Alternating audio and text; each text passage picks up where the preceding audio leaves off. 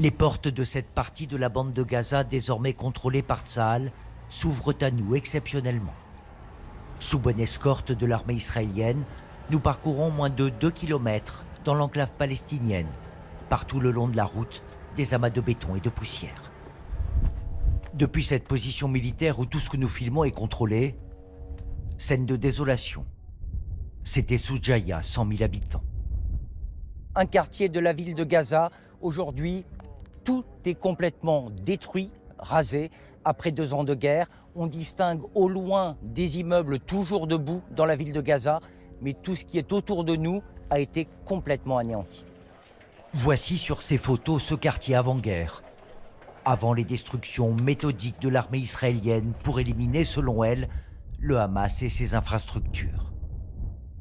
Aujourd'hui, opération de communication de l'armée israélienne qui, depuis plus de 2 ans, interdit un accès indépendant à la presse internationale dans l'enclave palestinienne.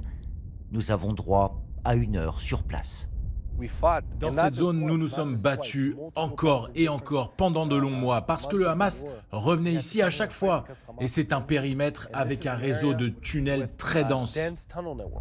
Détruire aussi pour protéger Israël, selon l'armée, car nous sommes à quelques encablures des premières habitations de l'État hébreu.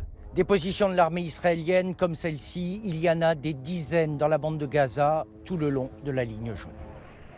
Car depuis le cessez-le-feu, la ligne jaune coupe Gaza en 2. Israël occupe 53% du territoire sur cette zone en jaune. Le Hamas contrôle encore l'autre partie. Mais de là où nous sommes, impossible de matérialiser cette séparation. Et chaque partie de s'accuser de rompre la trêve. Depuis son entrée en vigueur le 10 octobre, 5 soldats israéliens ont été tués et 260 Palestiniens, selon la défense civile du Hamas.